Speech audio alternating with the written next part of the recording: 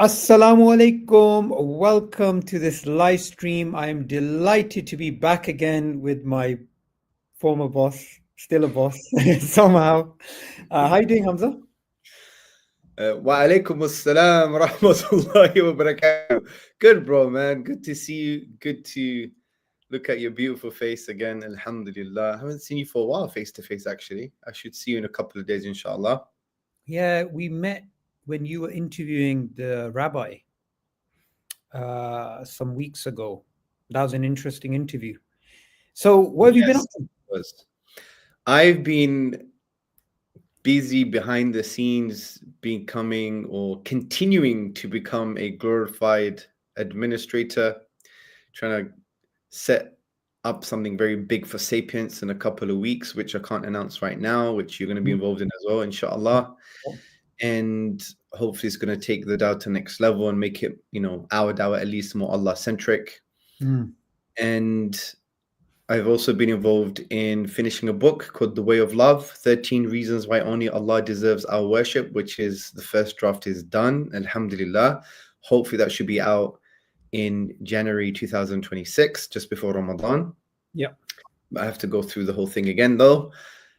I need to handing my PhD over the next couple of weeks, which I'm working on that. And at the same time, I'm trying to publish a kind of summary or a section of my PhD on a journal. They sent me feedback, and that process has been very, very enlightening because it's actually given me great insights for the PhD itself to do with likelihood ratios and applying a likelihood ratio to the Quranic verses concerning the different hypotheses under al-ijaz al-ilmi discourse, the scientific miracles of the Quran discourse.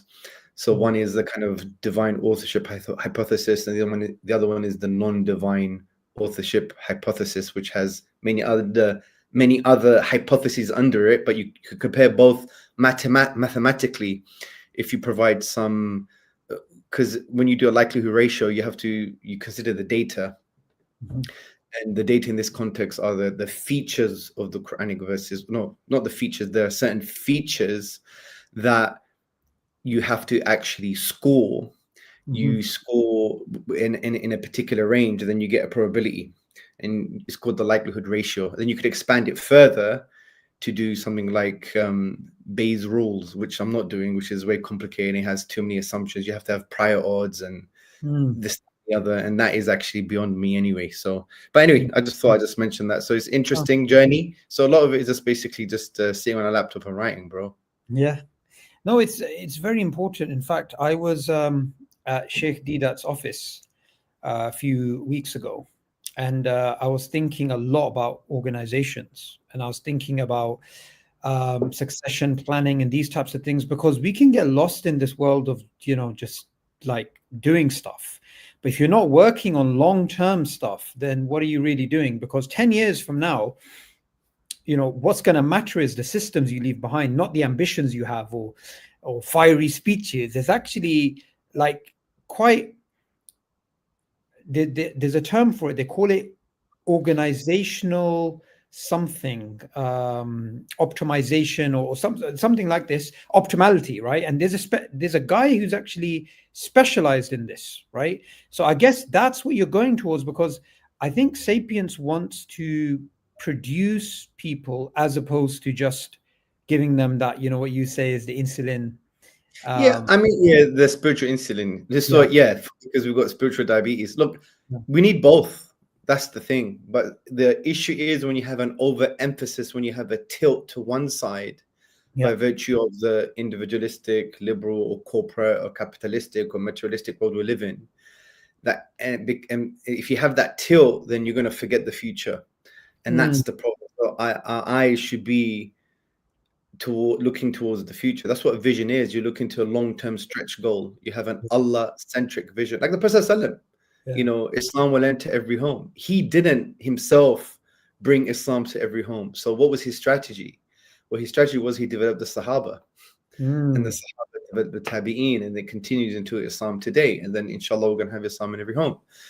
And that is a long-term stretch goal, and he achieved it, and he's going to achieve it, sallallahu alaihi wasallam, because of the strategy that he put into place. But you need both. You need both. You need the people. You need the intellectual murabitun on the front lines. You need people strategizing, creating the environment. So it's all part of what you say, the dawah ecosystem, which is necessary. The only thing is that we just have to realize that sometimes it may tilt more to certain aspects when it shouldn't, and we should be focusing on others, and we should not lose track of that. And that is just reminding each other and just being strategic and talking and doing shura, which we always do, and pushing each other, actually. Because well, actually, I mentioned this the other day on a podcast. I was talking about the importance of collective work and organization. So I said, look what's happened with IERA, for example. Like hundreds of thousands shahadas a year, around 1,000 outreach specialists all around the world. Now, what they achieve collectively, not one da'i achieves on their own. Not only that, what's interesting is you look at all of the characters of IERA over the past 15 years, 16 years actually, all the way from, Chambers to yourself. Like if you look at all of the guys collectively did not have 1% of the impact that some random brother in Africa is now getting 30 shahadas a month. Do you understand? 100%. Like, so the power is actually in the system. It's in the juggernaut. It's not in the individual components, which may be important to get it started. Yeah. So a good organization is that the whole is greater than the sum of its parts. Emergent complexity. Yeah, right? yes. Well, yeah. So the whole is greater than the individual sum of its parts. Yeah. And so, and it's not reducible to it. And the reason I mentioned IERA is because this to show to people that this is where the work's going to be. Allah says, let there rise amongst you a group of people, not an individual, that will call to the khair, the good, the Islam, essentially. That's what it means. And they command the ma'ruf, they command the good, and they forbid the munkar, the wrong, and they're the ones who attain success. So you have to come together, and what's interesting, even Sapiens, like, we have around over 20,000 students on our learning platform now.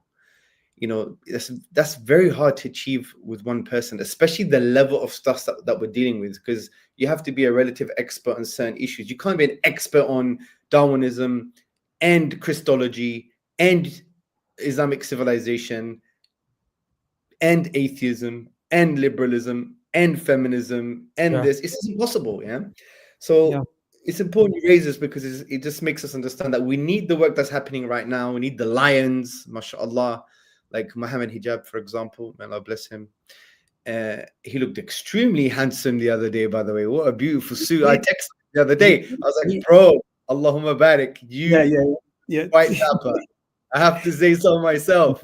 We have a beautiful comment here. I downloaded the paper today while sitting in Masjid al-Nabwi.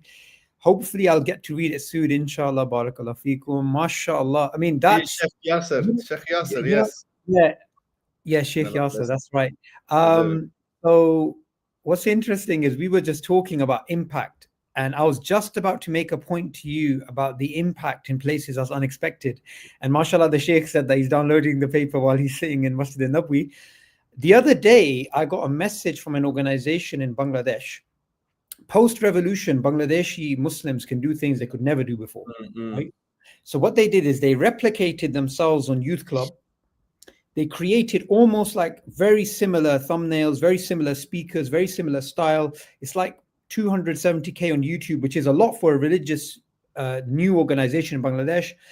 And then they contacted me and they started talking about Sapiens. And I was like, of course, I'll put you into contact with Sapiens and the guys. So I was like, so we don't know the impact we're having. There's like a revolution happening, and then there's the intellectual revival. And when there's the intellectual revival, they're going to turn around and they're going to say, okay, what do we need? We need the intellectual tools. So they want to go through the roster. They want to go through all the different speakers. But it just goes to show you that these things are linked. And the same thing, I got a message from a brother from Syria, and actually he bumped into me in the Leicester Square Dawah stall, and he wanted to set up something at the University of Damascus.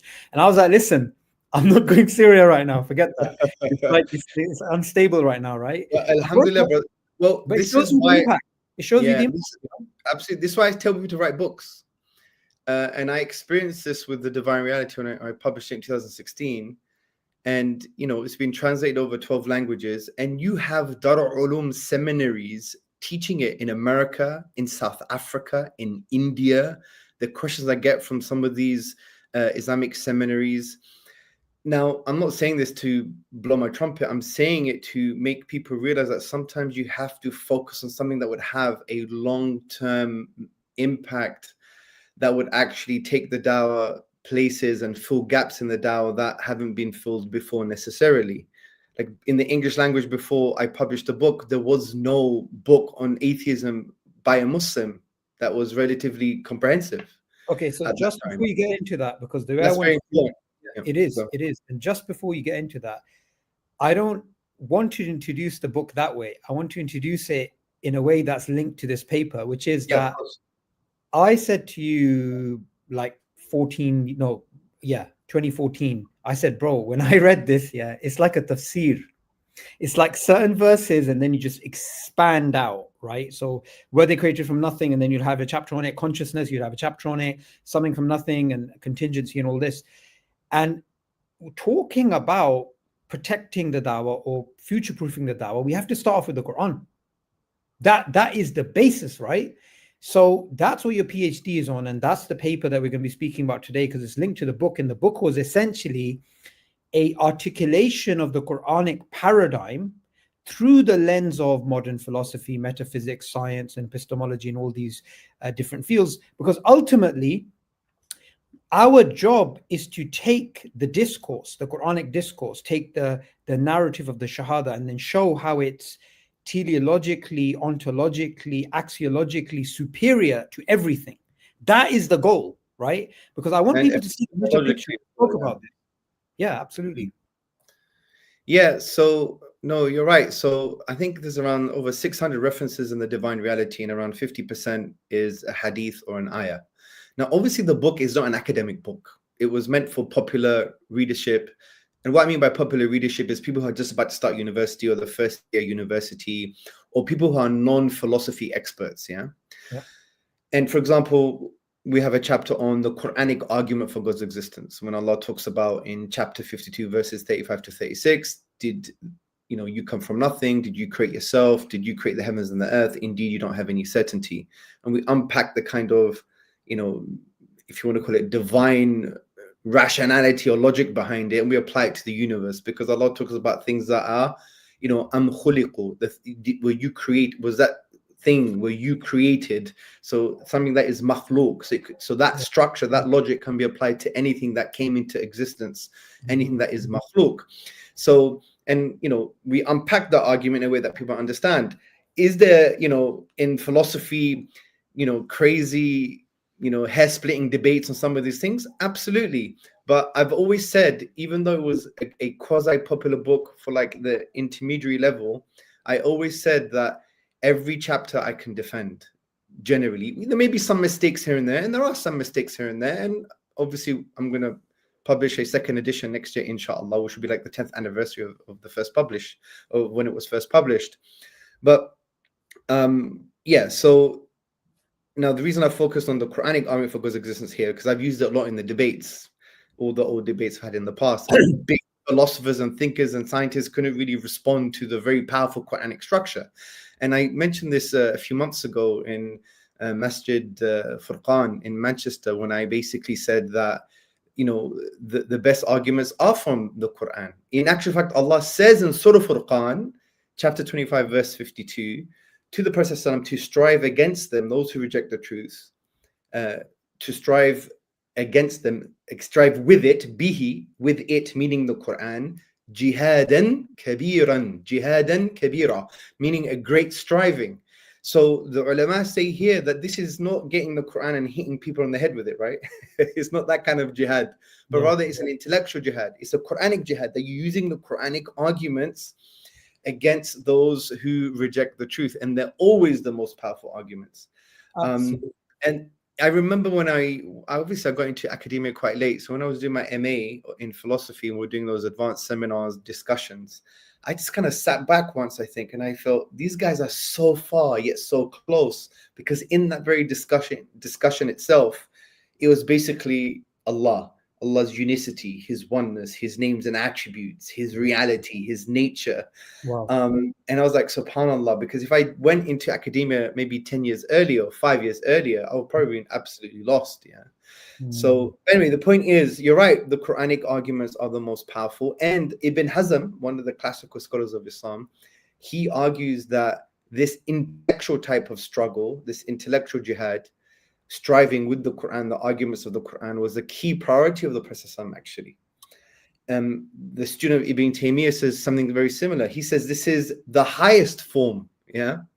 Many scholars said something very similar, and we forget that sometimes, because sometimes we like to superimpose alien ideological and metaphysical constructs onto the Quran, and we don't allow the Quran to speak for itself.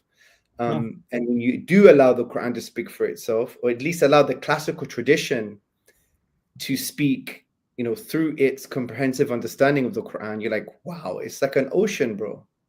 It's an absolute ocean. And when I got involved into the PhD, it made me even realize this even more. It is. And like you mentioned, it was a popular book, and alhamdulillah, people have come to Islam through it. Till today, it has a huge impact. I was just with a new Muslim up north a few months ago, and he referred to the book. So this is obviously having an impact, which is why some academics feel the need to address it if they feel there are certain things which are problematic with what you said there. So there was a paper that was published, the half-baked loaf or something, right? So this was Stefano, how do you say his surname again? Stefano Bigliardi, yeah. So this academic, he responded to your book, which firstly, how did that make you feel initially? Because it must be quite a not intimidating, but certainly jarring thing, like, oh, you see a title, right? Okay, published in a paper, peer reviewed. Okay, so I've had a response. Like, it must obviously, before you read it, set off some alarm bells. Well, you know me personally, bro, how sometimes I can get quite agitated. So I think I remember listening, because I took his PDF and I put it into this kind of app that talks, that basically is, I think it's called Speechify. Not that I'm promoting it, but basically it reads the essay on your behalf, and I was listening to it. And I was so shocked on how bad it was. Like, bro. Now, but there is a backdrop, because the backdrop is I know Stefano Bigliardi on a WhatsApp basis. Just about a year and a half ago, we were texting each other, right? From what I remember, we had a Zoom call. Also, his kind of, peer or colleague, Professor Nidam Gassoum, he actually wrote a letter for me to Cardiff University as a reference and a recommendation for me to do a PhD on that particular topic. And they're quite close. Now, interestingly, I went to Stefano Bigliardi's university. I don't know if he's still there, but it's called Akhawain. Now, the two brothers. Now, the Akhawain University is like a liberal arts university. And from what I remember, I think it was developed and built by the two kings. And when I was there, the faculty said, and this is, this could be on public record, they said that Stefano Bigliardi has basically said that his job is to create doubts in Muslims. So I already had that backdrop about what this person was about. The other thing is the students who came to my seminars or lectures, they were students of Stefano. And they were saying, oh, we've been showing your book, we've been using your book against him. And so my hunch is that he punched down, which is not a very academic thing to do, because why would you go through a book that's a book that's not in published academically? It's a popular book. It's for popular readership. Well, now it's in the academic circles. Yeah. and so he's kind of punching down, which is, look, I'm not saying he's setting a wrong precedence, because lots of people have done that, because if something's popular, it's his job as an academic to actually address it. So it's not an issue. Dawkins' book has been addressed academically as well. Exactly, yeah. But the good thing is, it means that I've been having an impact without even writing a book for academic press. Yeah. So for me, my hunch is that he's been agitated by this. And because he already has a framing of, I want to basically create doubts in Muslims, and Muslims his own students have been using my book against him. So he was like, you know what? Let me deal with his book. That's why I was a bit agitated, because I felt that, he's moved away from academia. He's now becoming a neo-missionary. Yeah. Well, I guess one way to think of it is it's his right to basically have an ideology. Everyone has an ideology, so we're not knocking that.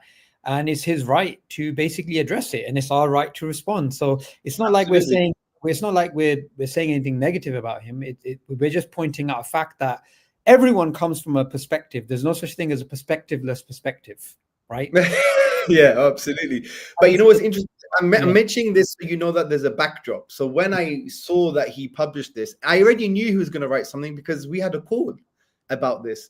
And in our WhatsApp messages, bro, I told him I was doing a PhD on al-ijaz al-ilmi, the scientific miracles discourse and the multiplicity of readings approach and the navigation between scripture and science. And he was like, something like, that sounds very interesting.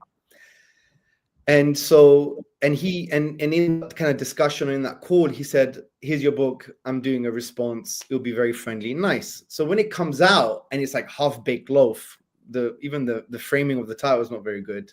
And when I listen to the whole thing, I'm quite, I think my wife said, don't respond. Yeah. Because she knows so many people attack us and our ideas. And she's like, just, you got a lot of things on, don't respond to this. But then when I received a message from a Muslim, or I think it was a couple of Muslims, if I remember correctly, saying, this has given me doubts. Then I was like, nah, come on. Now we need to take the gloves off here, yeah? Because my hunch is that he probably felt that I was not going to respond. Yeah, because actually, because bro, it's a long process. I started writing in August last year. So it's been published now in November. It's been a 14-month process, yeah? Not many people can cope with that. And if you think about it, it was a multi-dimensional attack. So he wasn't just attacking you in terms of your supposed lack of defense for the Quranic scientific miracles, but also your understanding of science and your understanding of evolutionary reliabilism. And it was quite a full frontal attack. I felt like there was almost other than consciousness, you could say that he was basically trying to rip apart all the rest of the core of the book. Yeah, so he did a really bad job. And I think he framed it that way because he obviously, he's been around for a long time. So he's written stuff on Islam and science. He's written stuff on. Recently, he published something in Cambridge, I believe. He also written stuff on al-ijaz al-ilmi, gunning down Maurice Bucaille. He's written so much stuff, and I've had to use his work in my PhD because I have to go through the kind of the tajdeed aspect of the movement of the scientific miracles and the apologetic movement, and I unpack an alternative, more robust model, if you like, and I have to cite some of his work. And some of his work has been good. It's been really good. Some of it has been absolutely terrible, in my view. Like, especially when he talks about you can't really make a distinction, bro, between verses in the Quran that refer to natural phenomena and verses in the Quran that refer to miracles. Yeah, no, there is that. Yeah, and I thought that was a really, really, really, really poor take. And anyway, that's another discussion. But the point is, you're right. He does a multi-layered attack. But each of the layers, they're quite bad. In actual fact, he doesn't even address some of the arguments themselves. Not just that, bro. He misrepresents, he misinterprets, and he lacks analytical rigor to the degree he suggests that I should have done something, and a few paragraphs or pages down, I actually did the thing that he suggested that I should do. That's how bad he is. We're going to get into that, but just before we break down everything, we break down the science, we break down the Quranic miracles and all the rest of the things that he's challenging, I do want to point out to the viewers that Cambridge University has the Element series, a very popular series. So Islam and the Sciences. He's actually the co-editor alongside Nidhal Ghusum. And also he is described as a specialist in Islam and science discourse. So you'll actually have a lot of publications that he's actually been churning out over the years. So before we get into it, we're not punching down either, right? So we're not taking on somebody who doesn't normally get involved in these things, just happen to take a bad take on the book. Clearly, this is somebody who is seen as, an accepted authority, because Cambridge Element series is not a joke. I mean, I've looked into that. It's like Oxford and a short introduction, except it's a bit more expanded, and they're very selective with who they let to be the representative of those series, because they want to be thorough. They want to be, they want to take these things seriously. So we're not going to say that everything he's done is wrong because of this. Of course. I do want to say he may have been punching down, but we're not sort of taking on someone who isn't really seen as an authority in the field either. I think that's important to highlight. No, of course. And that's another reason why I wanted to write this, because I was like, this is unfair. And why should this happen? If it was a really good response that would give me really good feedback where I would be able to improve the second edition, I would be very grateful. But I think in every one of his 6 attacks, or the way he addressed science in the divine reality, was actually either misrepresentation, a misinterpretation, or it lacked analytical rigor and just either had deliberate omissions, if you like. And that was my concern. And you have to understand, bro, we live in a world where people take authorities as authorities, right? And it's all about, that influence. And when people read an academic paper from some guy who's been, in this field for like 20, 30 or 40 years or whatever, and then it's attacking, probably one of the only books that we have in English language dealing with Islam and atheism, people, even if people don't know the arguments, just by virtue of them producing something like this and making me sound like a crazy creationist, that's what he tried to do, by the way, which was awful, or someone who doesn't understand the philosophy of science, that's actually, something that we should respond to. And it would affect someone, because people don't really deal with arguments these days anymore. They do, of course, in many cases, but a lot of it is based on authority. Authority figures. What I want to do is really break it down per narrative. So we're going to start off with science and scientism and your use of science. But just before that, I really want to key off something you've said. It is sufficient for a lot of people to know that there's been a response for them to actually have an emotive response of their own. So they're like, yeah, Hamza's book is rubbish because it's been responded to by an academic. And you can just hear that. You can just hear that amongst the crowd. It's like, okay, it's been published here or there. So there is if you like, there is a battle of perception more than reality. I think that's important to highlight here as well. Yeah. And, it's not easy, because I'm very grateful for Zygon, by the way, especially the editor, because when I contacted them, I said, look, I have a right to reply. Yeah. And so give me that right, please. Yeah. And, I didn't even have to push that much. So they were quite happy. Yeah. The first, I mean, look, I'm going to put it in my words. These aren't your words, but this is to the best of my understanding. It seems like science was a sticking point because he tried to portray you as being someone who is undermining science, using the philosophy of science, at the same time using science as a means to further your argument. So he's making multiple claims here. One, you don't understand how science functions. Two, you're trying to undermine science. Three, you are basically being somehow not hypocritical. He didn't use these terms, but you're using something that you're undermining. So there's it's quite a charged attack there. So let's break down one at a time. Were you undermining science? Did you feel in the book in any way? No, not at all. That he was. No, in actual fact, the book makes a very clear distinction between science and scientism. Mhm. or at least science, as a method of study that actually makes us renders the truth about the world and reality, the physical world and reality, how to understand the physical world. And it wasn't in any way, shape, or form disrespecting or downplaying science. In actual fact, all I was doing was echoing science with regards to the philosophy of science. What do the philosophers of science say with regards to the limitations of science? Just because I'm saying something has a limitation, it doesn't mean I'm downplaying it.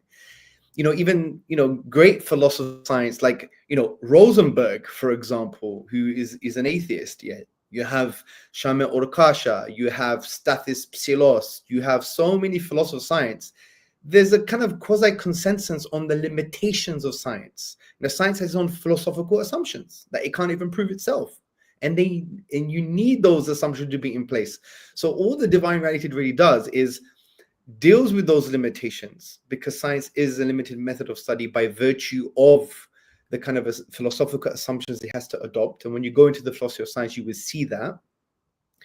And I was dealing with scientism itself. And in academia, obviously, there's different forms of scientism, but in a basic sense is the view that the only way to understand reality or the world and reality is through the scientific method, which again is actually false. And those two things actually interlink. So what's really funny is when he was saying I was downplaying science, I wasn't. I was just echoing what the philosophical and even the scientific, scholarship actually says on the limitations of Yeah. science and on the problems of scientism and on, key basic things that you'll read in any basic book on the philosophy of science. Even when you look at an introduction to the philosophy of science, you will see some of these things being spoken about. Yeah, there's difference of opinion on certain nuances and certain aspects, but generally speaking, we know about, for example, the problem of induction.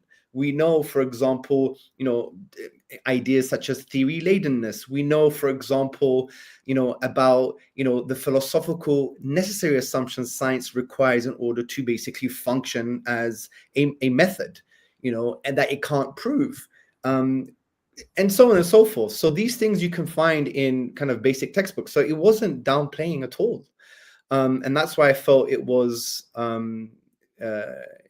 What was I going to say? It was unfair. It was an unfair criticism from that perspective. Yeah. All I'm doing is echoing the philosophy of science. And what's interesting, he's a philosopher himself, and he should know this stuff. He should know that there are philosophical questions concerning science. He knows that there is the debates between the realists, the anti-realists, and the instrumentalists, and they all agree, irrespective of their positions, that science, can change. For example, they don't believe in this kind of epistemic infallibilism. They believe it's fallible. Yeah. For instance, he knows about the problem of induction, or the epistemic nature of the inference to the best explanation. Yeah. And how these inferences can change. He knows even the most evangelical atheist, evangelical Darwinist, Dawkins himself, in his book, I think it's called A Devil's Chaplain, he even says that the Darwinian mechanism, we may reject it altogether based on future evidence, or it may change beyond anything that we recognize right now. Yeah. So even if someone as evangelical, if you like, as Dawkins says these things, now is Stefano going to be, what do you call it, consistent, and now say to Richard Dawkins that he's downplaying science just because he said we may have evidence in the future, bro, that may change the Darwinian mechanism? Come on, this is unfair. Yeah. And it's a total misframing as well. No, it is, but I think here we need to slow down a little bit, because he's made some subsequent claims based upon this misunderstanding, such as your understanding of the status of evolutionary theory, because of the way that he has assumed what you were trying to say in the book. So maybe that's a good point to cover as well. Yeah, that was another one of his 6 arguments. Yeah. Okay. Yeah. So we're not going from each argument. So let's mix them all together. Yeah. So Okay, good. So, but look, connected to this is when you know what's even more bizarre, right?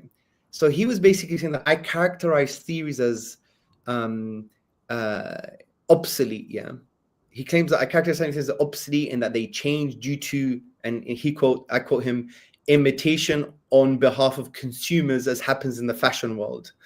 And he also basically says that I portray them as having qualities of capriciousness and evanescence. Yeah. The very funny thing is, bro, none of these words are used in the divine reality. None of these words. Well, they're not only not used, but I'm assuming any academic would look at the references, and you refer to a 2013 paper in which you speak about accepting Darwinism from an instrumentalist perspective. So, I mean, it's all there. It's not. Well, take this for example. See, most troubling to Stefano was this. Where I wrote in the book, I think it's on page 209 in the 2019 edition. The history of science provides many examples that highlight its dynamic nature. Prevailing theories in every field of science are very different from past eras, right? Now, he doesn't like that.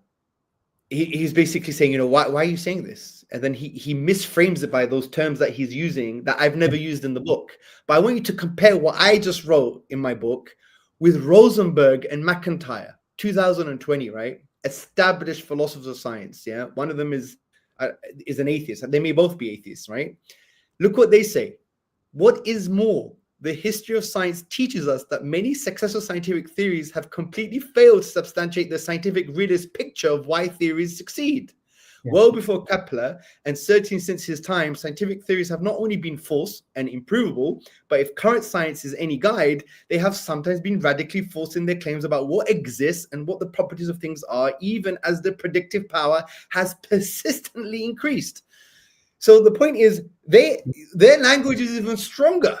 Now, is he going to go to established philosophers of science and basically accuse them of basically saying that, science, you're basically saying science changes like the way fashion changes? This is unfair.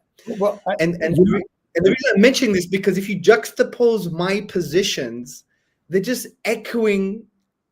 And let me be honest, bro, I got them from the philosophers of science. I didn't just make it up myself. So these is like Shaman Okasha, Rosenberg, Larry Loudon, and so on and so forth. But I do want to make a very important qualification. You've taken the mainstream view in the philosophy of science. It's not like you've taken chapter 6 and 7 of The Structure of Scientific Revolutions by Kuhn and you've gone AWOL. So you haven't taken some fringe opinions. I think that's important too. So if he was to accuse you of saying, okay, you've taken like the minority opinions, like in Islam, people say those minority opinions, run away with them. So I think that's important to mention as well. These are mainstream views within the philosophy of science. Well, what's even funny, Stefano in his paper doesn't like the fact that I said science of the day. He said, this is a misframing. It's like, fashion. One day I'll wear, silk. The next day I'll wear satin, whatever. But it's quite funny, bro, because academics use exactly the same language. For example, Ronald Guerre, what does he write? Fundamentalism in this context amounts to generalizing the dominant science of the day to cover literally everything. So, and that's just one of many examples. So with all due, see, if he was someone who was like an atheist apologist and wrote this paper, I get it. No problem. No problem. But you're not an atheist apologist. You're supposed to be a leading expert in the field of Islamic science. And by the way, just to be very clear, I'm just expressing myself. I would speak to him like this as well. Yeah, this is how I speak. Yeah, I text him saying that I'm going to do a video. Can you join my channel or my video? This was maybe months ago. He refused. He said, I'm a writer kind of thing. That's fair enough. Let him transcribe today's thing and he could respond to this, no problem. But the point is, I have given him, free platform. He could air his views. Yeah, and there is that. I mean, look, you're way more charitable than I would be. I mean, I would be thinking to myself, well, isn't it a bit concerning that other, publishing houses and other academics who, they've worked with him, they are unaware of his misunderstanding of these very basic concepts? So, what you're talking about here, we're not talking about say, a selectionist realist framework or some deep intricate argument against the no miracles argument or whatever. We're talking about like just the basic nuts and bolts within the philosophy of science. Absolutely. And that's you know, worrying. yeah, look, you mentioned obviously we're mixing all of his 6 points together, but he mentions, for example, about, and you mentioned it earlier, that you're downplaying science, but you're using science in some of your arguments, because in one of the chapters of the book I use a design argument. I don't refer to design in biology, I refer to basically design in the cosmos, the way the universe and the things within the universe are structured in a particular way that basically gives us good right, if you like, epistemic right to conclude very strongly that there is a designer. And he was like, well, you use scientific data for this. And I'm like, well, yeah, but I'm not really using science as a method.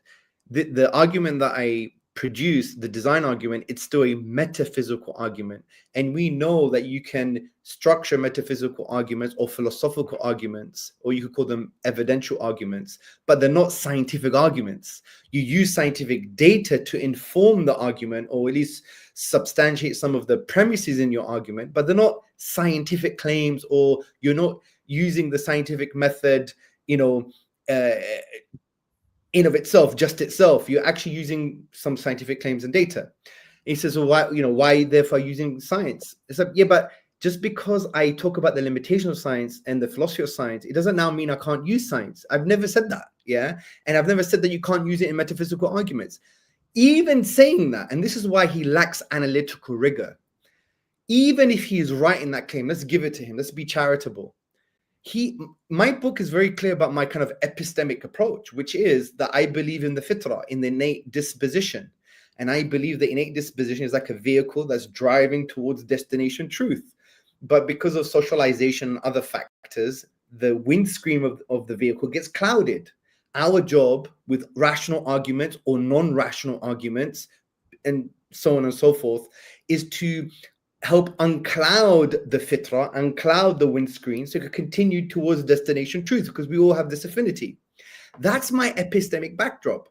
So you can't now accuse me of basically being epistemically hypocritical while ignoring my own epistemology.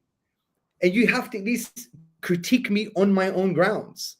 So it would not be, even if he's right, it would not be hypocritical for me to even use science, because I've made it clear that philosophy, arguments, rationality, empirical evidence, science in itself can be a means to awaken the fitrah. So that's another thing to highlight. And I've written this in the response, that you can't attack my epistemology by ignoring my epistemology. That's the point. Yeah. And what's really concerning about what's really concerning about this? It's a given. Any even deductive argument may have inductive premises, and you may hold an instrumentalist view. I didn't actually know this before this interview, but he actually got a PhD in the philosophy of science. And it was a joint program between a university in Germany and also the University of Bologna, which is one of the oldest universities in Europe. So we're talking about, like, if I was to be a devil's advocate, and if I was not to understand these nuances and I didn't have your paper at hand, I would say, here's a guy publishing with Cambridge. Here's a guy who's got a PhD in philosophy of science from one of the oldest universities. In fact, I believe this university was built around the same time as the University of Oxford, right? So if I was just to use, you said this earlier about authority. If I was just to use authority, it's like Mike Tyson versus the homeless, dirty boxing guy from Slough, some random guy who just likes to fight on the street. Right, Kimbo Slice, or not Kimbo Slice, but you get my point. Like, it's a complete mismatch. And so I'm thinking in my head that what exactly is he bringing to the table? Because it's ideological, bro. I'm sorry to say, I'm sorry to say, it is ideological, and this is the problem with Muslims as well. We've got this kind of like post-colonial trauma sometimes, with this inferiority complex, that we think that academia, the academic space is like, you know, Moses' tablets. It's the epistemological and metaphysical version of Moses' tablets. They've come down and they're telling us how to think and behave. The academy, especially the secular academic space, with all of its positive stuff, right? Because I'm also a product of this. I spent 11 years in academia now or something, yeah? But with all this positive stuff, I do, and I have realized, and there are books on this, there are papers on this as well, the irony, that the academic space has its own metaphysical and epistemological assumptions as well. Or there are certain kind of, from a social perspective or from a domain perspective, also push certain ideas. And, you know, when I spoke about Stefano's background in Akhawain University and his approach to the Muslims when it creates doubts, and when people were agitating him with maybe using my book, he was like, you know, let me try and attack Hamza. But he did it in a really bad way. And, you know, I want to bring another one of his arguments when he talks about Hume, bro. This one is the most embarrassing. Sorry. Anyone who knows anything about Hume or philosophy of science, the way, and this was Bigliardi's fourth problem that he tried to identify within the divine reality. He basically says this. Bigliardi says, Tzortzis does not seem to fully take into account the challenge historically posed by Hume to theism. Now, let me just say something, yeah? I mentioned Hume around 20 times in the book, bro. Not only that, not only do I mention him that many times, let me just tell you something.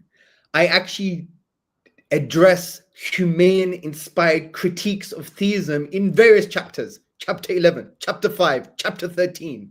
I mentioned him about 20 times. I talk about his attack on testimony with regards to miracles. I talk about in chapter 5 about his view on causality, that is just derived from our experiences. I talked about chapter 11, which is the problem of evil. For him to even claim, because his whole framing is about science in the divine reality, and he's saying, well, why are you using Hume? Because Hume obviously, you know, was the kind of father of the problem of induction, if you like. And he was like, well, Tzortzis doesn't fully take into account the challenge historically posed by Hume. This lacks analytical rigor. Read the book, man. For me, it's as if you got one of his students to write this paper. Well, honestly, bro, let me just go further. He also says Tzortzis engages with Hume's inquiry concerning human understanding rather than his dialogues on natural religion, which offers a sharp criticism of theistic views. Now, this is problematic, yeah? The reason it's problematic because he doesn't mention that the inquiry that I refer to a lot is widely recognized as containing sharp criticism of theism. Many academics identify the work with atheism. Flew, Davies, Ruse, Baghini, Smart, and so on and so forth. So for him to now frame it as, oh, you elected with Hume because you just focus mainly on the inquiry concerning human understanding rather than dialogues of natural religion. Well, have you read the inquiry? It is a sharp attack on religion. Not only that, my book addresses key humane-inspired anti-theistic arguments as well. So for him to even say this, bro, lacks analytical rigor. And honestly, you know, if I had enough coffee, I would have said some other things that I shouldn't say. Sorry to say. Like, come on, this is you know, at the same time, how? Wait, let me just say something, bro. I think just a few lines down, it's as if you read the first few lines of each chapter, because in pages 27 to 28, this is quoting from my book. I say David Hume wrote a corpus of material on the issue of God and religion.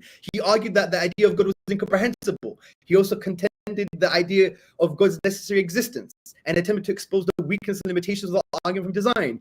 Hume argued that the existence of even a suffering the world proved to be intellectually challenging.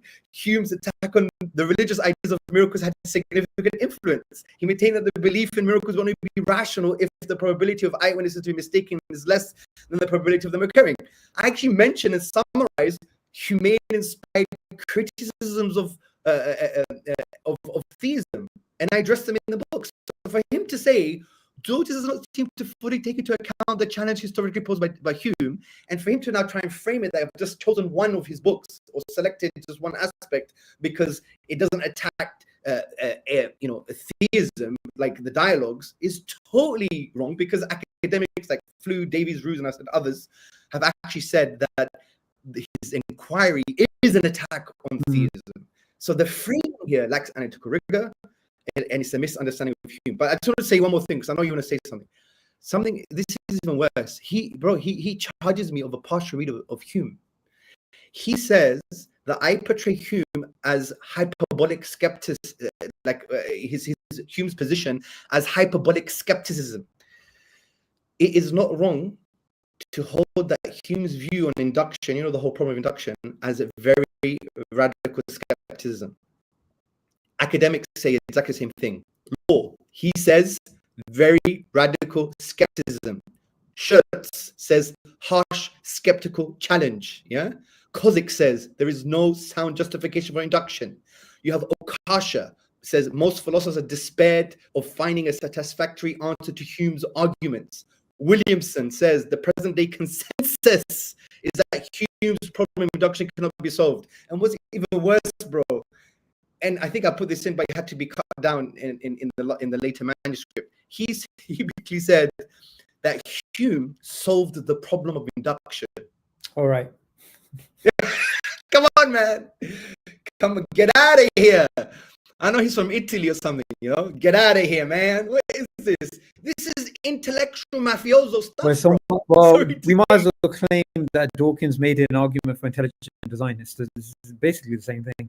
Someone spent their entire, what they're known for, right, is the problem of induction. In fact, one thing which I kind of think where he may have been misled is Hume does spill a lot of ink addressing how the problem of induction could have been potentially solved, and then shows why those solutions don't work. So he's maybe misunderstood that. He's got a so it's all projection. It's like an intellectual projection, right? Because he is projecting. He's saying that I had a partial reading of Hume, but my response has shown I haven't had a partial reading of Hume. My reading is in line with the philosophy of science, mainstream philosophy of science. It looks like he has a partial reading of Hume. And this is like, you know, it's not right, bro. It's like, and this is like, wallahi, bro, I'm very happy, you know, you're doing your PhD. Mohammed Ijab is finishing his PhD. And the Dawah brothers, you know, brothers who, you know, they know the Dawah from the grassroots up, that brothers who, you know, it's in their blood, it's in the DNA. If you were to offer them £1 billion on one hand and tell them never to do Dawah again, they, you know, inshallah, they would reject the £1 billion, right? Because they have, there's that spark that wallahi at the end of the day no training can give you. It's a gift from Allah subhanahu wa ta'ala. It's an undeserved gift, and that's why, you know, it's not a sense of I deserve it. It's a sense of alhamdulillah, and a sense of this is all from Allah. But I like the fact that a lot of brothers are getting into this field now, because a lot of brothers who don't have that approach, they get infected and affected by the secular paradigm, especially the academic paradigm. I've spoken to academics, bro, Muslim so-called, you know, scholars who have been affected by kind of false metaphysical, maybe especially epistemological assumptions that they've imposed on Islam, on the Quran, to do with history, to do all of these things. And when I've challenged them with basic kind of like, this doesn't follow, they get agitated, because I think, you know, hopefully they've realized that they're just being consumed by an environment. Maybe it's to do with a whole host of inferiority complexes, or God knows what it is. But the thing is, we need to be very, very careful, bro. Because when people get into this space, you have to have an Allah-centric vision. Why are you doing this in the first place? Yeah. So I'm very happy but that's why we need more of this, because there's a lot in the academic space, bro. Like I remember once I read a PhD from the University of Birmingham by some guy. For some reason, he was awarded a PhD. It was a critique on IERA and its arguments. And fair enough, some of the stuff was quite good in terms of, you know, hands up, we need to improve on these areas, and the arguments, you know, we've moved on since then anyway. But it was such a bad PhD. I was like, how did he get a doctorate from this? It was a master's, I think. No, it was a PhD, bro. Oh, wow. Yeah, because Bigliardi cites that PhD as well. From what I remember, he cites it in his paper. Well, look, you know, when we look at the ideological domain, if we're using the tools which are in front of us, we're doing a type of shukr, we're doing a type of gratitude of Allah because Allah's given us those opportunities to employ those tools. Because say 100 years ago, these Orientalists would be, running amok. They'd be saying all sorts of things about Allah as a solid object, and all these crazy things that these people were saying, and moon god or whatever.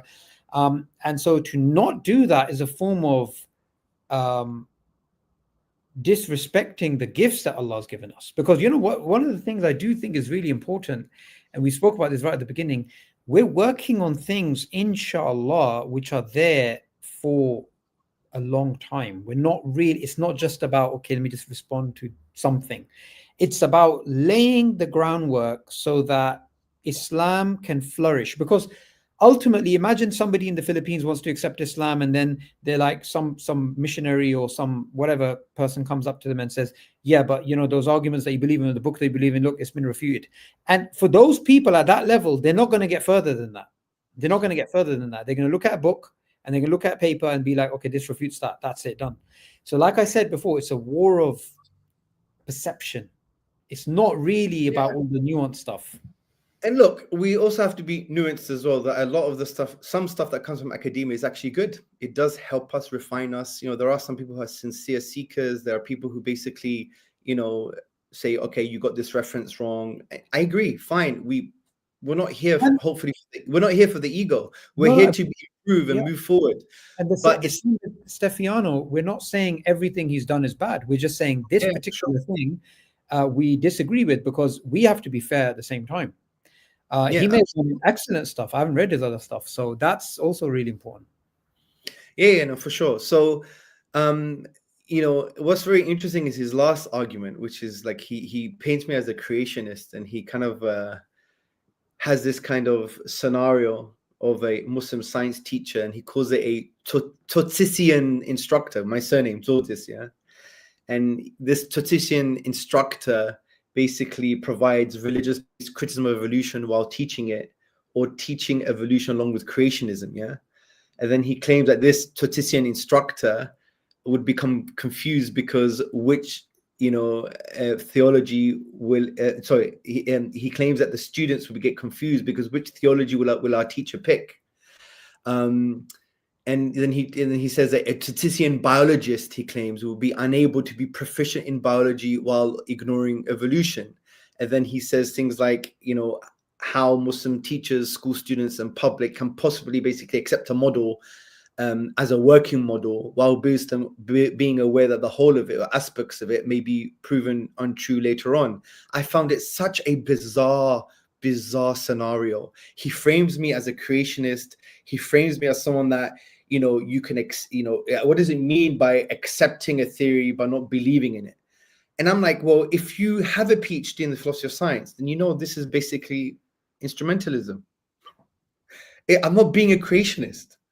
This is the basic, even atheists are instrumentalists. Alex Rosenberg, bro, especially in biology, he advocates for a form of epistemic instrumentalism, right? That basically well-confirmed theories that make predictions, their predictions are just workable models. They're not actual representations of the actual state of affairs. They're not representations of reality. Yeah. And so epistemically, you don't have to accept it, but you could accept it practically. It's simple as that. This is a basic kind of instrumentalist approach. And what he did, he misframed me as a creationist that, you reject evolution, it may change in the future. And I'm confusing an audience, and the students are like, oh no, what we're going to do, shall we accept our theology or accept evolution, or how can we even accept in any way, practically or otherwise, evolution that may be proven to be false? Well, even Dawkins said the Darwinian mechanism may be false or may change or may be radically different because of evidence that we have in the future. And also, we know in the kind of, the epistemic status of theories, when we have the realist, the anti-realist, and the instrumentalist, and there are many discussions in the philosophy of science on this issue. And I'm saying, instrumentalism, especially when it comes to biology, is actually a valid approach. And it basically says that you don't have to, epistemically hold on to or believe in that way that this, theory is actually true. In other words, its predictions are representations of the actual state of affairs, which is the realist stance. You could have an instrumentalist stance. So you could accept it practically because it's a working models, right? And we know just because something works, it doesn't mean it's true. We know this from the philosophy of science. And it doesn't mean now I'm rejecting the science. Well, right? you know, And that's why, bro, I found it really bizarre that he tried to frame me like a mad kind of creationist, because the correct label he should have said is, okay, he's an instrumentalist. Use theories pragmatically, yeah, without a kind of, you know, epistemic commitment to the truth. That's the basic way of putting it. Yeah. And for him to frame it, and not just that, academics talk about the difference between acceptance versus belief. Like Kulka, for example, yeah, he distinguishes pragmatic acceptance from epistemic belief. Like, this is why I find it really bizarre, and that's why for me I'm accusing him. I am, and what I mean by accusation here, that I'm open to be corrected. I'm accusing him based on the data I have so far, is that he was just ideological.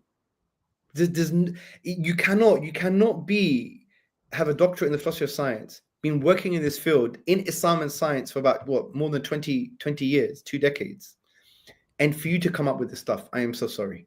It's an ideological thing. And based on the backdrop that I told you earlier, that in the Akhawain University with the faculty, he said, I'm here to create doubts in Muslims. Then Muslims were challenging him with my book, and he now writes this kind of incoherent critique of science in the divine reality. It just makes no sense, because there's no other way. I just cannot explain it. Fine, if 1 out of 6 of your criticisms were weak, I give you charity. 2, say 3, but all of them? Come on, bro, this is too much. This is too much. Yeah, I'm sorry. If this was a court of law, I'm sorry, it would be like, your sentence. I'm sorry to say, and I really want to speak to him about this as well, actually.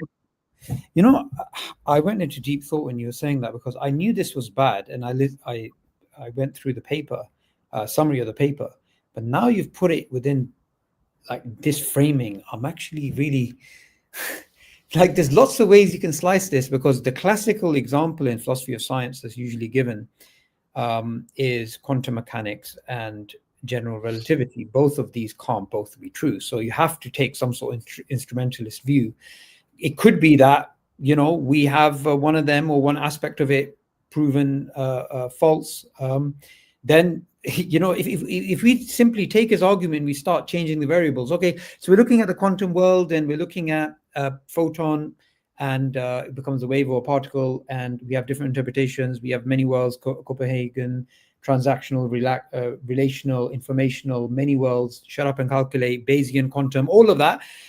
And then we say, okay, because I'm going to adopt one of them to interpret this photon going through the Young slit or whatever, I'm somehow undermining myself or being incoherent, because how can I believe in this while not accepting it to be literally true? I mean, all those physicists would basically just look incoherent.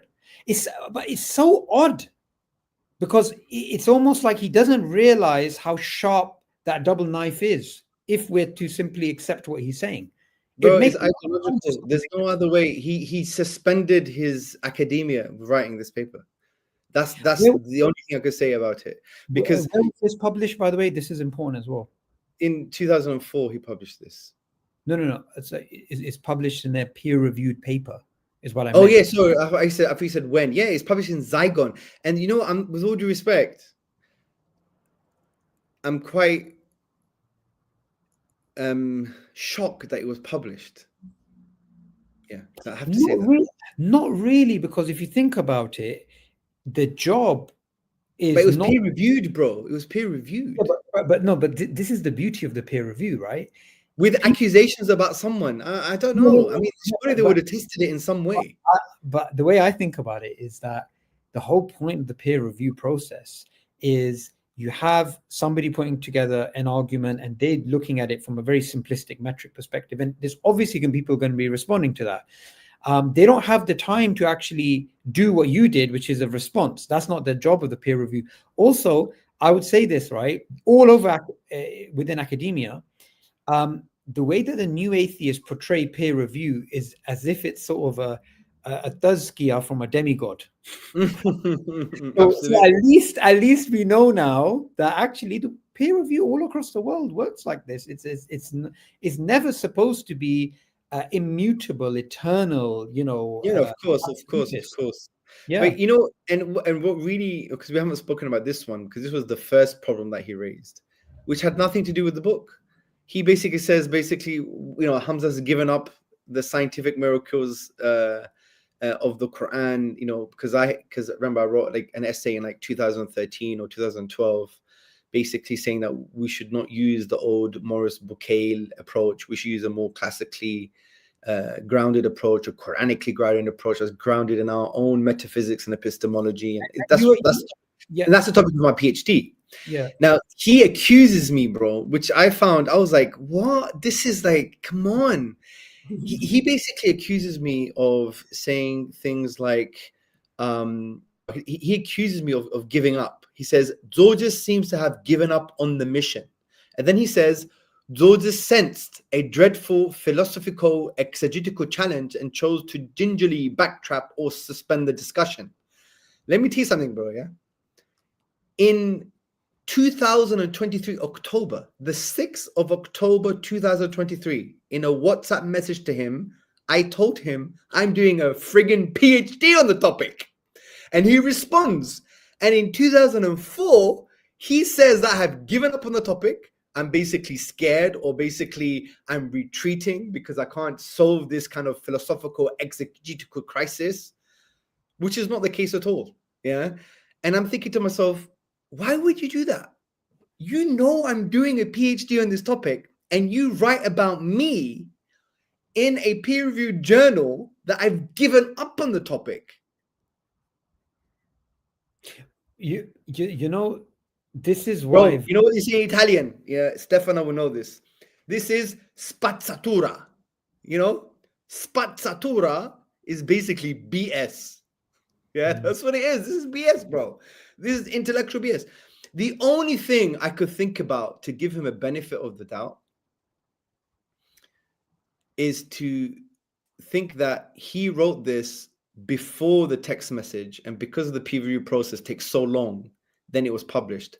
But that's very difficult. No, because there's a The problem. call that we had, the engagement that we had, he said that I'm right. I read your book. I'm writing about your book.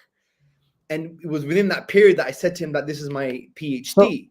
So it's very hard to justify. But I just wanted to mention one thing, which really gives him a few intellectual nails in the coffin now. Yeah. He basically says, bro, that I should have mentioned this. He says, but he gives me an example what I should have mentioned in the book. Yeah. So this is what he says. He says that, it would have been helpful if Hamza says something like this. But even a possible future alignment with science should not be taken as a demonstration of the Quran's divine origin, but rather an example of how science and Quran sometimes seem to collide and sometimes do not, a fact whose importance should not be overemphasized. And then he says that I said he did that, and he says, Hamza, he did not. Yeah, I didn't mention this. Okay, let me go to page 211. Listen to what I said. Yes, yet that this does not mean that the Quran is a book of science. It's a book of signs. The Quran does not give any details concerning natural phenomena. Most of the things it refers to can be understood and verified with the naked eye. The main objective of the verses that point towards a natural world is to expose a metaphysical power and wisdom. The role does not include elucidating scientific details. These can change over time. However, the fact that natural phenomena have a power and wisdom behind them is a timeless reality. From this perspective, conflict between the Quran and scientific conclusions will probably continue, as they are two completely different types of knowledge. This discussion should not, however, encourage Muslims and religious people to deny scientific conclusions. To do so would be absurd. Mic drop.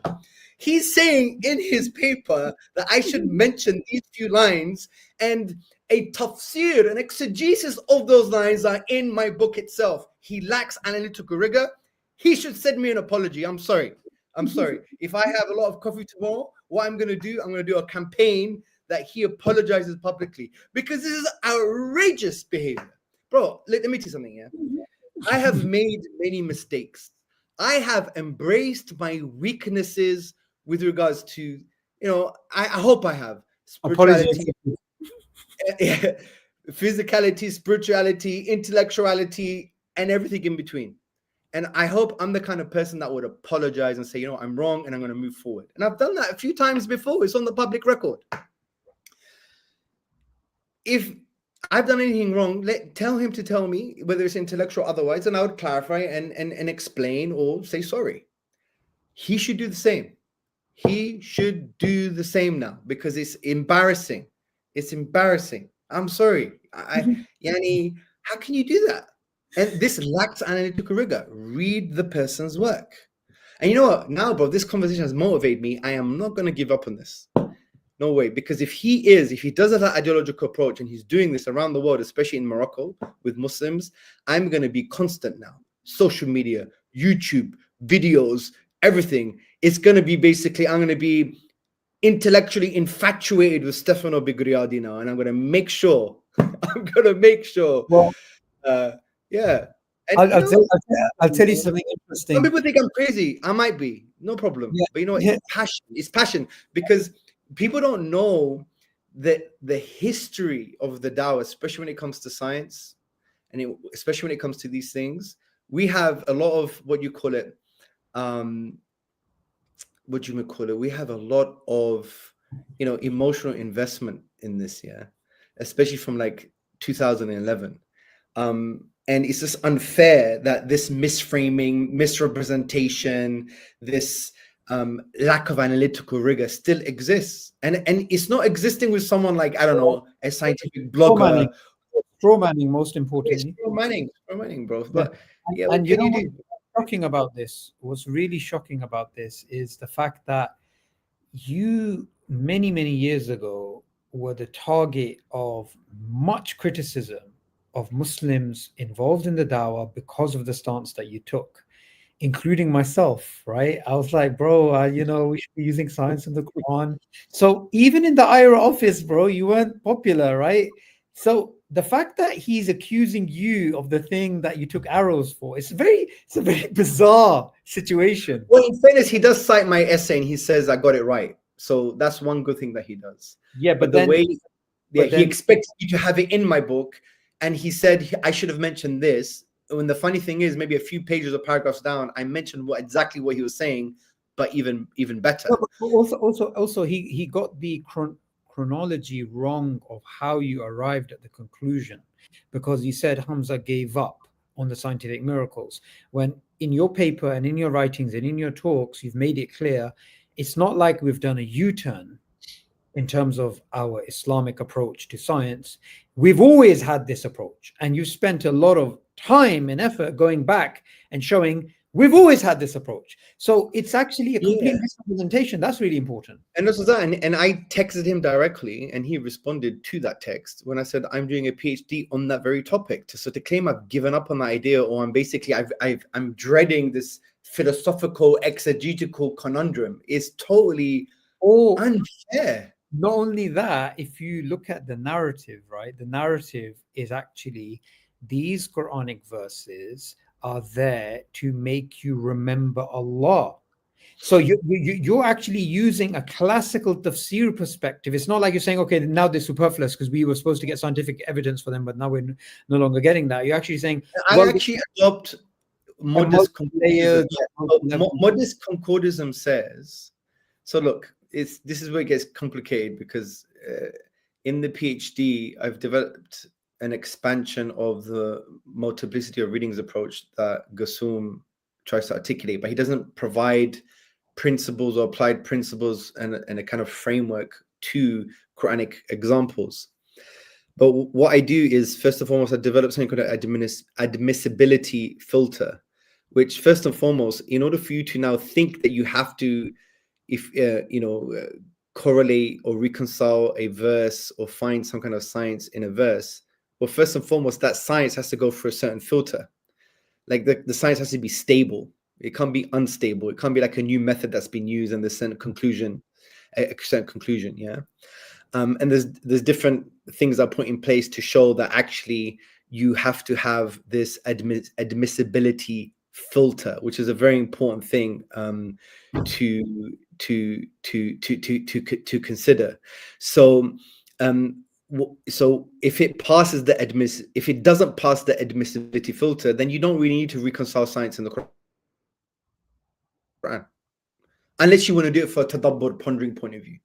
Because remember, the whole to navigate the tension, if any tension exists between a scientific claim and the Quran. But in order for you to now consider that scientific claim, it has to pass an admissibility filter.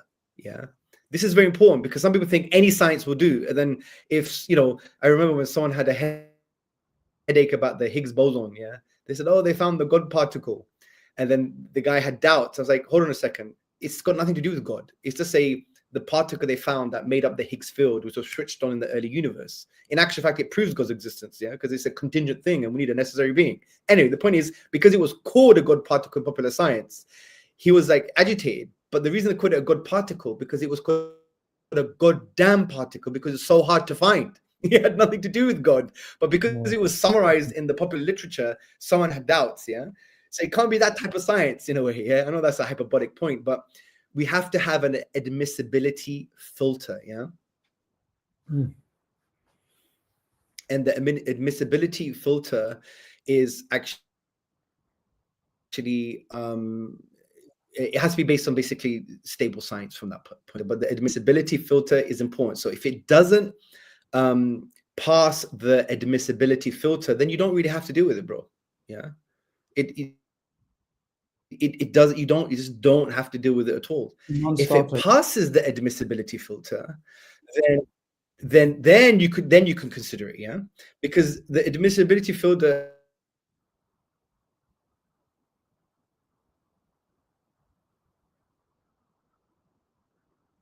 may give the Quran some friction. So if it doesn't pass admissibility filter, then you could just completely ignore it. Now, if it passes admissibility filter, then what you do, you need to find what you call the epistemic goal. That's the first exegetical principle of the multiplicity of readings approach. What is the epistemic goal? And I have a whole chapter on the epistemic status of the Quran, why it's epistemic goals, it's epistemic function, it's epistemic status, and so on and so forth. But that's a huge topic. But the point is, the epistemic goal is simply the knowledge goals Allah already gives you in the Quran when He's talking about verses pertaining to nature. When you look at through the whole of the Quran, bro, you would see within the thematic context, the chapters context, or the linguistic context, the verses after or before, Allah already gives you a conclusion. Yeah. And this is the epistemic goal. Any author you read, there's a book here now, yeah, it's called The Rape of Greece, yeah. It's actually a really good book, by the way. Sorry for the title. So if I read this book, which is like a kind of investigative journalistic story, but it's not fiction, it's non-fiction. I know the epistemic goal is to tell me about a certain period in Greece based on the junta and so on and so forth. If I read this book thinking it's basically ancient Greek poetry, it's trying to talk to me about ancient Greek poetry, this is what you call an epistemic vice. In the academic literature, when you deliberately ignore an author's knowledge goals, and that's an epistemic vice, it's not virtuous, yeah?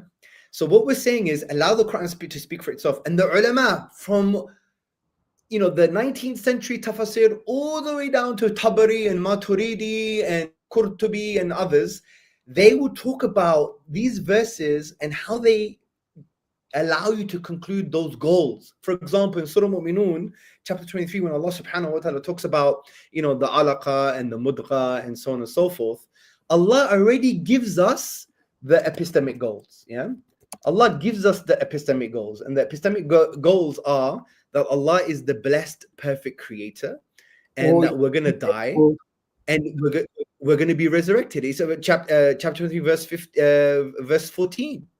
Allah says, what's the conclusion? فَتَبَارَكَ اللَّهُ أَحْسَنُ الْخَالِقِينَ. So blessed is Allah, the best of all the creators. Okay, so that's the goal that Allah wants you to conclude. And then there's another goal that Allah says. He says, and then surely you will die and be resurrected. Yeah. ثُمَّ إِنَّكُمْ بَعْدَ ذَلِكَ لَمَيِّتُونَ ثُمَّ إِنَّكُمْ يَوْمُ الْقِيَامَةِ تُبْعَثُونَ. Yeah, basically that you're gonna die, and then you're gonna be resurrected. So there's two main goals here. Allah is saying, after talking about the natural phenomena of the mudgha, the alaqa, the idham, and so on and so forth, that He's the blessed, perfect creator. You're gonna die and be resurrected. So what we say is, if you're gonna find an interpretation of a science that is stable and it passes the admissibility filter, you need to find interpretation that is in line with the epistemic goal. Yes. And before you do that, you have to find the epistemic goal. If you don't, you're not virtuous. Imagine, bro, Allah subhanahu wa ta'ala has revealed the book. Yeah, He's revealed the book, His eternal word, and we approach His book and we ignore His conclusions. Just imagine that. But imagine you picked up, for example, Abdul Rahim's famous book, may Allah bless him, The Man in the Red Underpants. Yeah. And then you open the book and you just start saying, oh, this book, its epistemic goal, its knowledge goals are to teach me the intricacies of Rumi's poetry. Yani, this is not virtuous. And therefore it's a rubbish book. Yeah. And by virtue of that, yeah, if we do that as Muslims, for example, because, I don't know, inferiority complex, post-colonial trauma from, I don't know, who knows, a lot of us, we impose that narrative on the Quran, and we try and find things, which are secondary and tertiary aspects, but conclude what Allah wants you to conclude. So find the epistemic goal.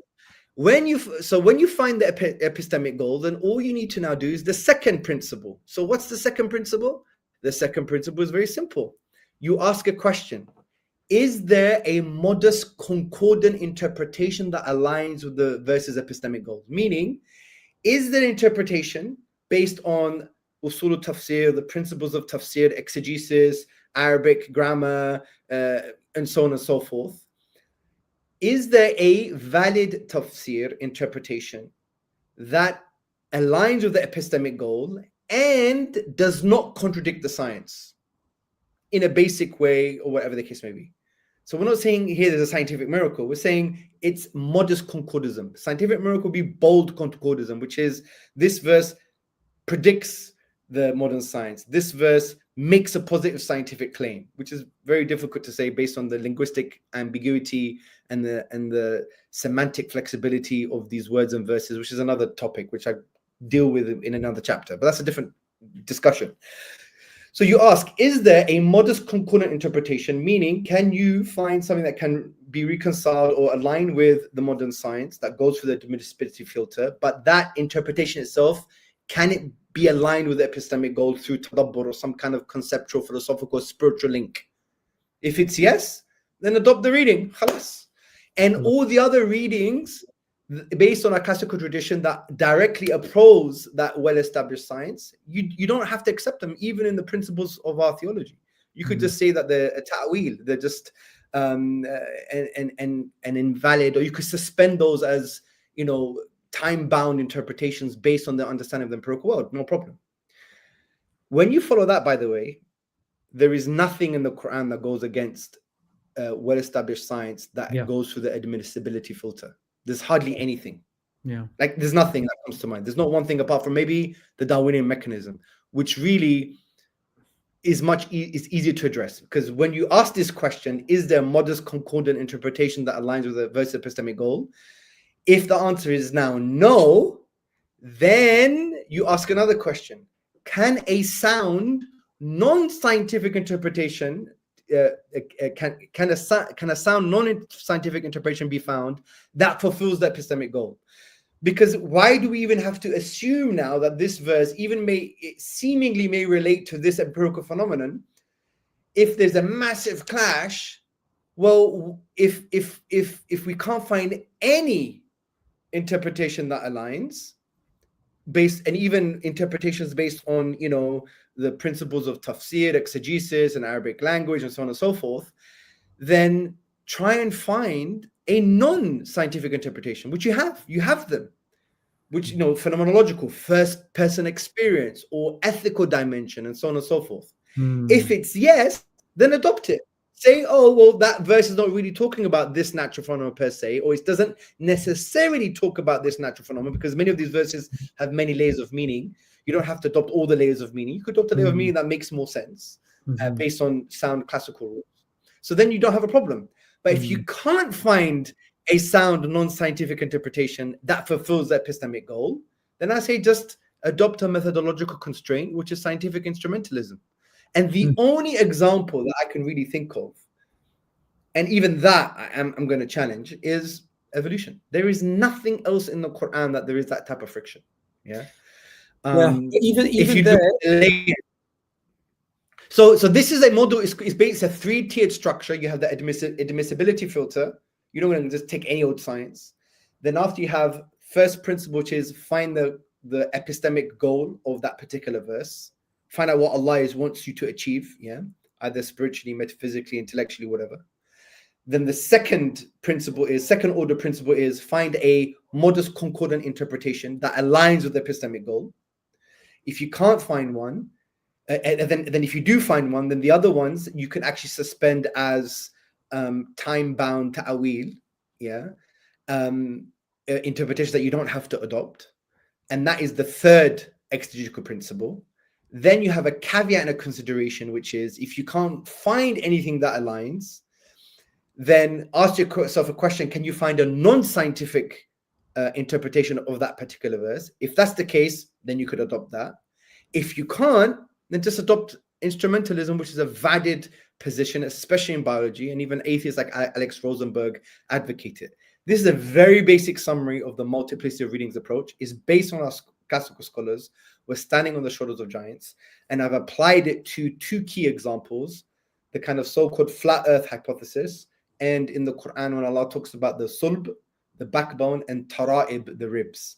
And you will see you apply this framework, you know, and my recommendations in the PhD that other researchers should take this framework and apply on every single verse. I might even do that if I pass this, do postdoctoral work and do every single verse in the Quran on natural phenomena, apply the MRA, the multiplicity of readings approach. And what that would do, and I'm concluding this, which is the Quran is timeless and multi-layered and multi-leveled.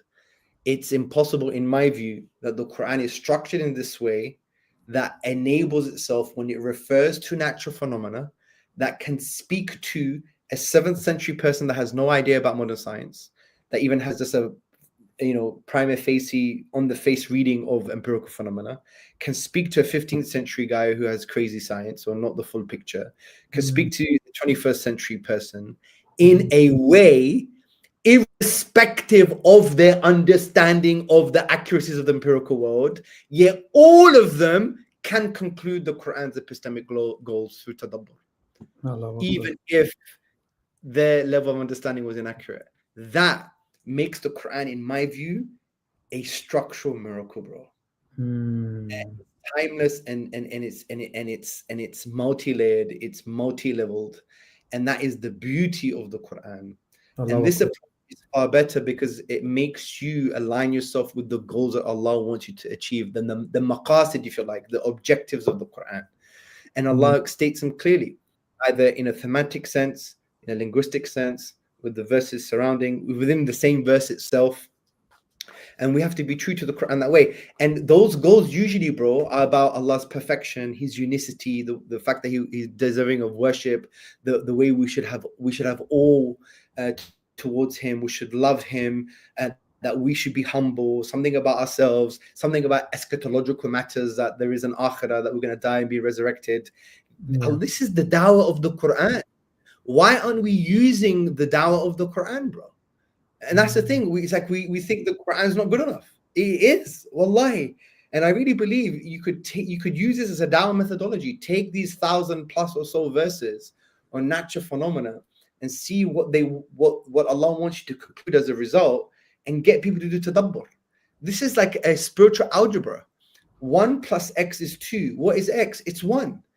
The x, the unknown, is making you think. So Allah is already giving us a conclusion. He's telling us what to reflect on. But the gap is where you do the hard work to see how what you're reflecting upon leads to that conclusion. Yeah. Allah teaches us how to think in a particular way. And this is how profound the Quran is, bro. And that, in my view, is its real miracle. Not something based on linguistic ambiguity and semantic indeterminacy and not being able to provide a probabilistic model to justify its claims, and even that is based on the problems of transit science, even the problems of divine perfection, because it agitates our understanding of a perfect God as well. If you impose the old school Bouquet approach to this, and we can't unpack it right now, but there's the whole chapter assessing and evaluating al-ijaz al-ilmi anyway, but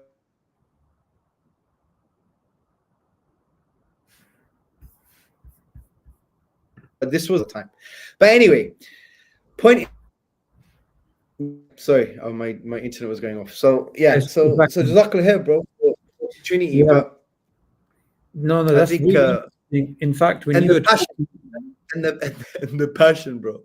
You know what? I thought I'm gonna be here. I'm gonna be calm. I've been awake since 5:10 in the morning. Yeah. And I even played football today. I did work, this, that, the other. It was one of those crazy days. And I'm like, now I feel so buzzed, bro. You made me feel so buzzed. I'm ready to take over the world now. Yeah. That's it. Well, look, I want to make a disclaimer as well. Notwithstanding the passion, and it's me. I like to be authentic. I'm not going to give you something that I'm not. Yeah. That's why I really love this da'i that I've just discovered. His name is Osama Al-Sharafa. I don't comment on Instagram page. I was like, bro, you have given me hope for the. But you could tell. I think I'm a good reader of faces, bro. Yeah, the physiognomy. Yeah, just based on experience and trauma. Yeah, all I'm saying is, may Allah bless him and preserve him. What he says when he says chair falls out of his mouth. So when he talks about doing istighfar 10,000 times a day, when he talks about doing ibadah and tahajjud and just being with Allah, don't even see nothing in sajda, just stay in sajda for 10, 20 minutes. The way he talks about these things, he's lived it, bro. And that's what I think we need in our age of inauthenticity. Now, no one's going to be authentic 100%. It's almost impossible. But it is a huge breath of fresh air that someone now is giving you an Allah-centric approach, an Allah-pleasing approach to economy, for example, or to ibadah, or to understanding dawah. And he believes dawah is the number one. The best thing you could spend your money on is making Allah's word the highest. Yeah, I think he's. I don't like using my phone much. It's always on usually on do not disturb. I look at ASMR Doberman eating duck neck and chicken head and beef. Like, honestly, I could show it to you right now. This is like no. No one needs to see that. That's fine. But it's beautiful. Look at this. But I want to ask you before our internet's getting a bit. I know you've become too academic here and you can't do these things anymore. But here it is. This is the dog. Look at the eggs. He's got a bow tie as well. Wait, let me show you a bit more. There you go. What is that? Bro, please, no. I don't. The reason I'm showing you this is because the internet, I'm not really an internet guy. I don't follow much people, this and the other, because obviously by virtue of the work and my age or whatever the case may be. But his stuff I was binging on, actually. Yeah, alhamdulillah. That's fantastic. So, I do want to ask you a last question before we. Oh, sorry, I didn't even finish the point I was going to make. Yeah, notwithstanding my passion and me coming across this way, everything I've said I actually believe in. No, of course. Fine, it could have been framed in maybe a less passionate way, but I think it's very important for us to let the world know that actually, if we're going to be misrepresented and misinterpreted and misframed and so on and so forth, and people are going to lack analytical rigor with what we say, then we have a right to defend ourselves. And I'm very grateful to the editor and to the team at Zygon to have allowed me to basically produce this paper. But at the same time, and I did say to Bigliardi, let's talk about this nicely as a conversation. He didn't want to. So I have given all the opportunities, and then that door is still there. If I've said anything wrong, let me know, and I will correct myself And I will say sorry and I'll say I'm wrong. But come down, let's have a discussion on YouTube. I'll fly to Italy, or I fly to Morocco again at Akhwan University, whatever the case may be, and show that we're real academics, that we can have these discussions and these That's right. disagreements. Why are we hiding behind the ink and paper? Let's discuss and really understand the nuances and ask questions live and there and then. I'm happy to come to Akhawain University, sit down with him, have a long discussion. He invites people outside of Akhawain University and has discussions. And those people sometimes go against, the beliefs of the students sometimes. And this is part of academia, no problem. We're not shy from intellectual debate and dialogue, but don't hide behind the peer-reviewed process, because that's not going to work anymore. Absolutely. And I do want to ask you a very important question before you go, and your internet's getting a bit choppy. Your next big project, 2026 Jan, inshallah, Sapiens Institute is going to publish The Way of Love, right? This is going to be something special. I just want to give you the opportunity to explain to the viewers what this is about and what they're going to be seeing in that publication, inshallah. Yeah, so The Way of Love is a book that is quite close to my heart. I did a series on this on Sapiens, the channel, and I just expanded it now. And it was really good to do that series because the brothers did help me actually unpack and further develop the arguments and the perspectives. Basically, The Way of Love is 13 reasons why only Allah deserves our worship. One of the reasons I wanted to write this book, because there's not one decent book out there on the topic of why Allah deserves worship in the English language. Just like in 2016, there was not one decent book which is the foundation of Iman. La ilaha illallah. And funny thing is, bro, if you ask most people, they don't really have good answers for this. Yeah. If you ask them about the difference of opinion on how to do wudu amongst the Ahnaf, the Hanabila, the Shafi'is, and so on, they'll tell you. But if you tell them what does Allah deserve worship, they get a bit confused. They know, they've internalized it. But the point is, it's not part of our pedagogy. It's priorities. Yeah, of course. And it's shocking. And that's why I always tell parents, teach your kids why Allah deserves humility, service, love, adoration, submission. Being a Muslim, bro, is not looking brown and having a beard and having a topi and wearing biryani. It's not an ethnocentric cult. Being a Muslim is a way of being. It means you are a submitter. You submit. It's wholesome submission to Allah. Yeah. Islam means submission. A Muslim means someone who submits. Just like a mujahid is someone who does jihad, who struggles. Likewise, a Muslim is someone who submits. It's not an ethnocentric cult. We need to realize that, and it's a way of being. And that way of being really is a manifestation of La ilaha illallah. Why is Allah the only deity worthy of worship? Why does he do? And what does worship mean? Worship, according to the ulama, means three main things: the peak of love, the highest form of love, the highest form of submission, and actions that express that love and submission. It's very beautiful. So I unpack 13 key reasons, 100,000 words. But I do a bit of backdrop. I talk about what is love, and I also talk about, there's a chapter on responding to contentions like how can a loving Lord send you to hell, and so on and so forth, and other contentions. Does Allah need our worship, which we know he doesn't, but we unpack that as well. And there's a chapter on Islam and Christianity, on divine love, because I don't like the idea that Christians think they have this false PR campaign that they have a monopoly on divine love. In actual fact, the argument in the book, which is also based on Dr. Uthman Latif's book, Divine Perfection, is about the Adamic conundrum, which really shows that God is maximally loving and forgiving in contrast to the biblical conception of the divine. It's actually the opposite. God can't directly forgive. Yeah. And we unpack that with nuances and so on and so forth. Yeah. So it should be coming out, and, everyone read it, translate it, do what you want with it. And, just make sure that we make dua for us, that we have ikhlas, and that's important. That's the most important thing. Otherwise, it's a waste. It won't be a waste for you, but it would definitely be a waste for me. And that's the beauty of dawah. And I learned this from Usama al-Sharafa, actually. He said the beautiful thing is, say I gave dawah to someone, they became Muslim, and their salah is only about 30% khushu, for example.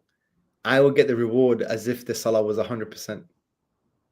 Yeah, like the person who gave dawah to, you know, say Abdurrahim Green, who set up IERA and now has got hundreds of thousands of shahadas a year.